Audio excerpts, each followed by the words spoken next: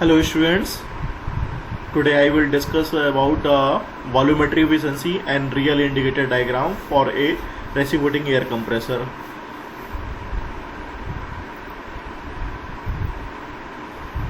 We know that about volumetric efficiency.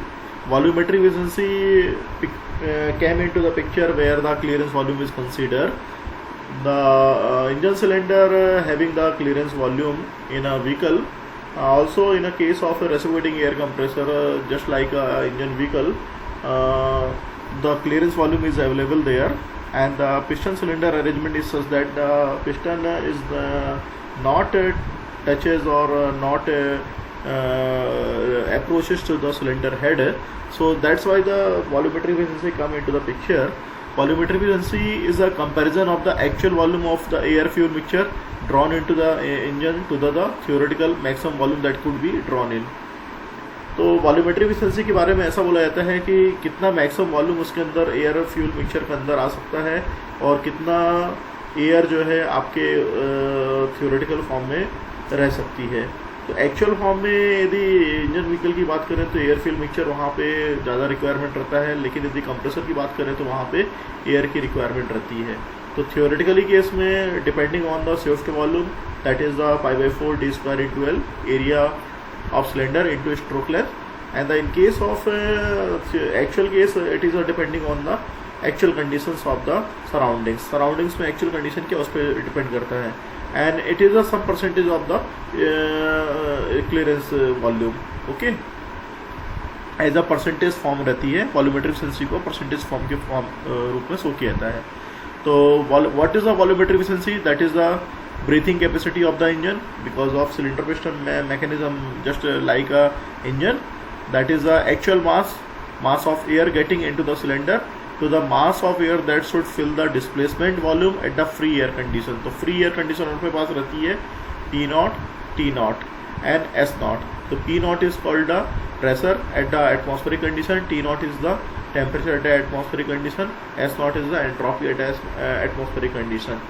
That's why the mass of delivery, कितना मास जो है अंदर डिस्प्लेस होगा, अंदर स्विफ्ट होगा, that is md is equal to P0 VD R upon R T0.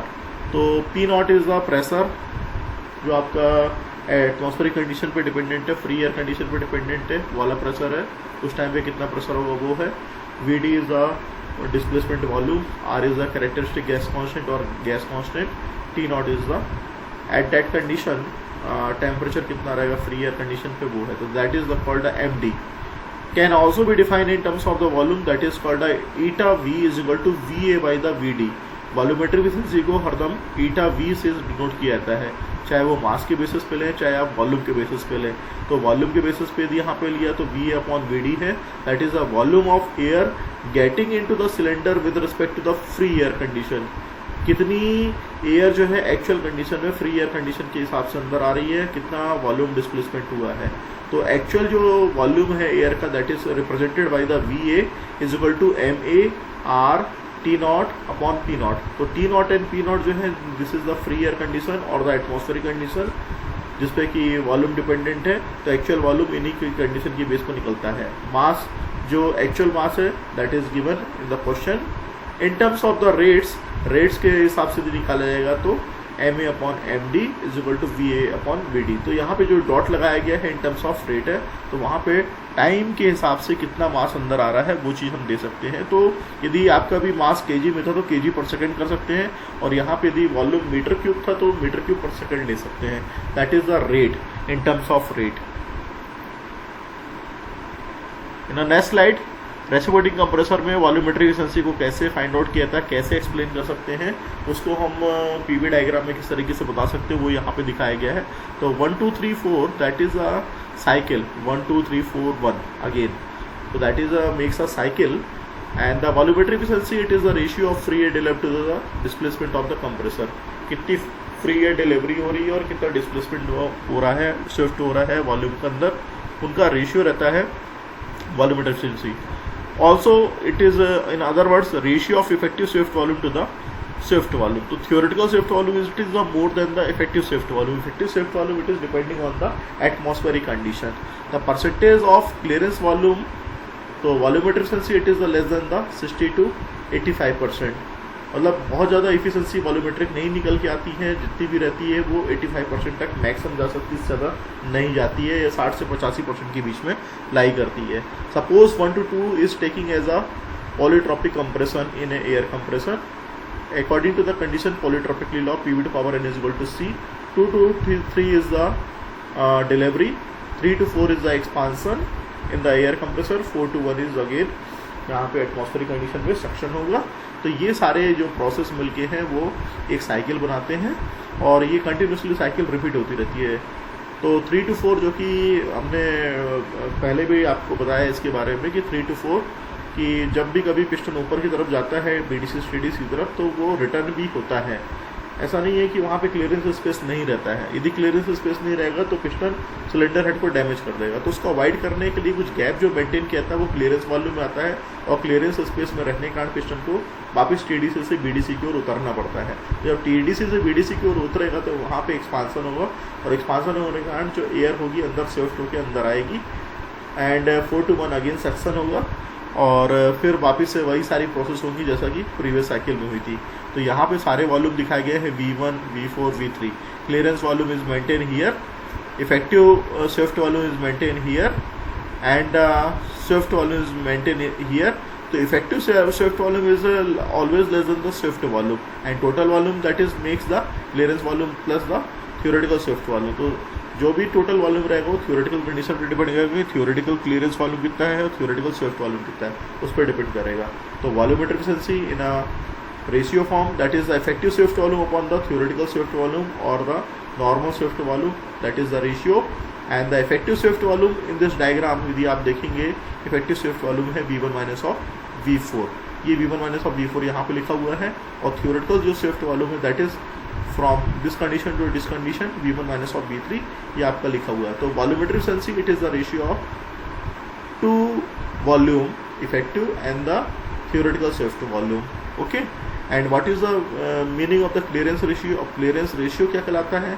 It is the ratio of clearance volume to the swift volume. तो clearance ratio एक नया फैक्टर यहाँ पे जनरेट हुआ है जो कि यूनिटलेस होता है क्योंकि दोनों तरफ ऊपर और नीचे वॉल्यूम है तो ये यूनिटलेस हो जाएगा. तो clearance volume it is the less than the swift volume. Swift volume की कंपैरिजन में क्लियरेंस वॉल्यूम कम रहता है तो that is the clearance ratio and ये 4 to 10% रहता है. क्लियरेंस जो रेशियो है 4 to 10% लेके हम चलते हैं.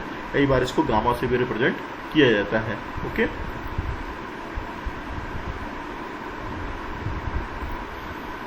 And what is the effect of the clearance volume? Effect of clearance volume यदि देखेंगे तो increase of the pressure ratio, ये प्रेशर रेशियो बढ़ा रहा है and effect of clearance volume के कारण जो एक्सपांसन है for the greater volume before the intake, जो एक्सपांसन है वो होता है और उसका यहाँ पे वॉल्यूम बहुत ज़्यादा रहता है कंपेरिजन टू इनटेक के. Cylinder bore and stroke is fix. Cylinder bore और स्ट्रोक दोनों टाइम पे ही फिक्स है. ऐसा नहीं कि कंप्रेशन पे बोर एंड स्ट्रोक अलग है और एक्सपांसन में बोर और स्ट्रोक अलग है. दोनों टाइम पे ही स्ट्रोक एंड बोर जो है फिक्स है. इफेक्टिव स्विफ्ट वॉल्यूम जैसा डिस्कस किया प्रीवियस स्लाइड में that is the V1 minus of V4 and it is decreasing. V1 minus of V4 is decreases with the increases of the pressure ratio. pressure ratio यहाँ पे बहुत ज़्यादा बढ़ रहा है. then decreasing of the volumetric efficiency. यदि effective swift volume decrease होगा, यदि effective swift volume बहुत कम होगा तो pressure ratio बढ़ेगा और pressure ratio बढ़ेगा तो volumetric efficiency decrease होगी.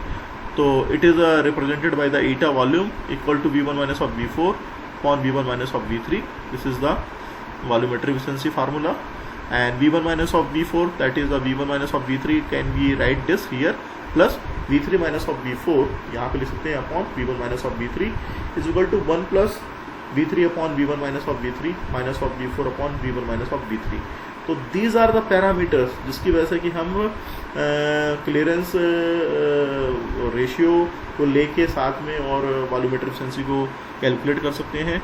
After the simplification we can change here in this form and 1 plus V3 upon V1 minus V3 minus of V3 upon V1 minus V3 into V4 by V3.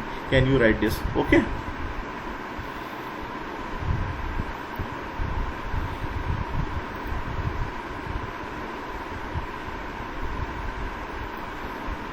After the simplification from the previous slide, 1 plus V3 upon V1 minus of V3, 1 minus of V3 by V4, or also written as 1 minus of V3 upon V1 minus of V3, also writing as V3 by V4 minus of 1, 1 minus of V3 upon V1 minus of V3, and V3 by V4 it is equal to a P3 by P4 to the power of 1 by n minus of 1 is equal to 1 minus of gamma, that is a clearance ratio जो कि अभी आपसे discuss किया था, into P3 by P4 to the power of 1 by n minus of 1.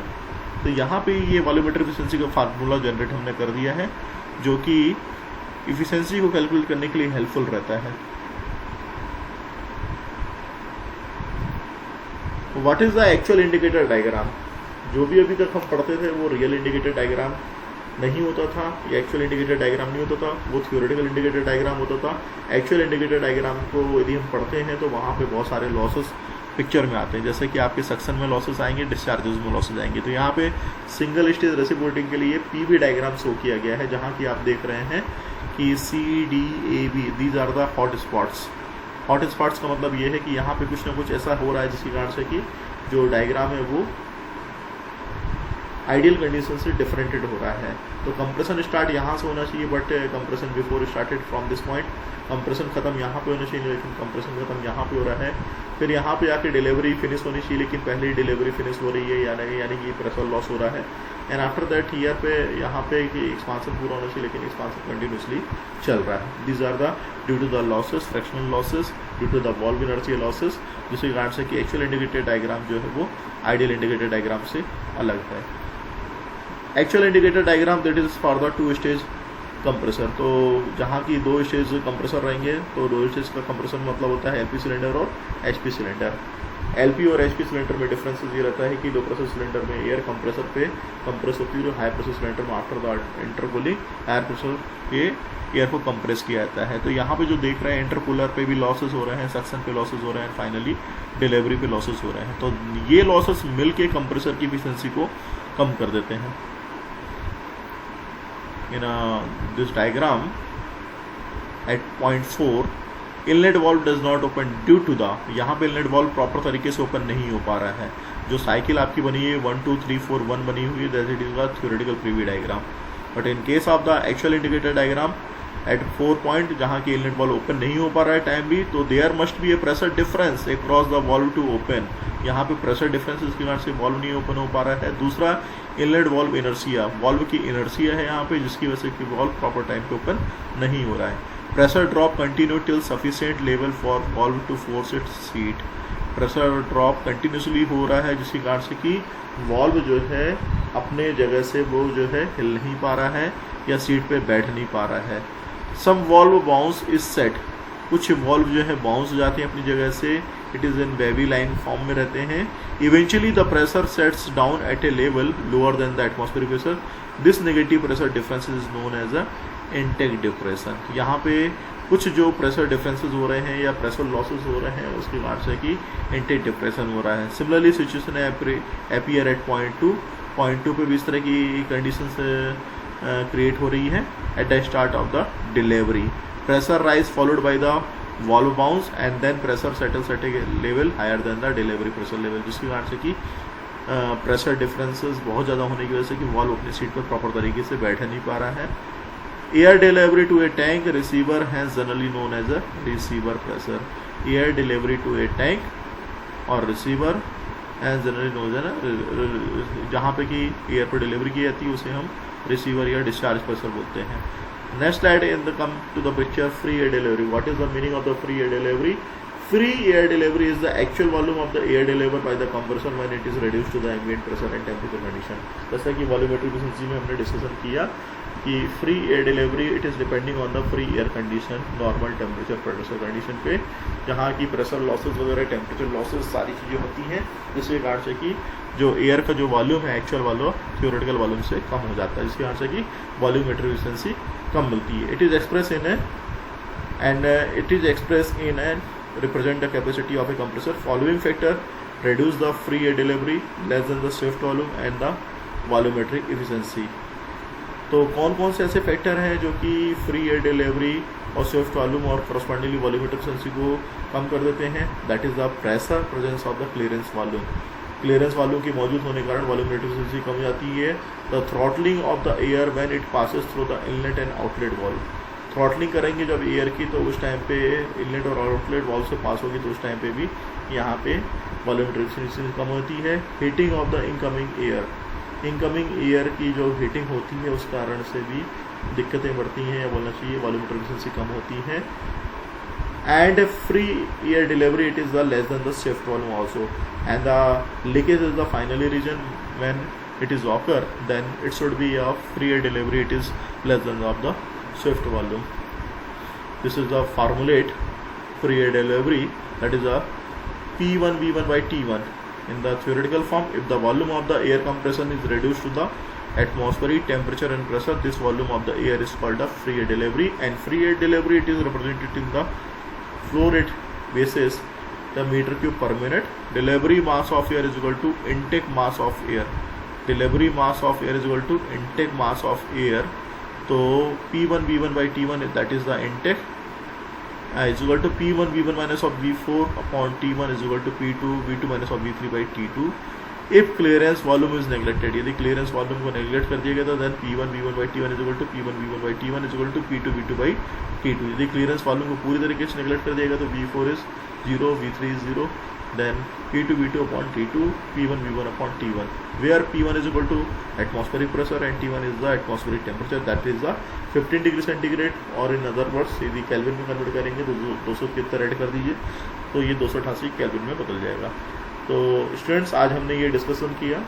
इसके अलावा कुछ यदि आपके डाउट्स लगते हैं तो कमेंट्स बॉक्स में आप लिख के पूछ सकते हैं, और कुछ भी यदि ऐसा है कि जहाँ पे आपको समझ में नहीं आया तो आप पूछ सकते हैं। Thank you. Later in a class I will discuss about the minimum work required for the reciprocating air compressor. Thank you.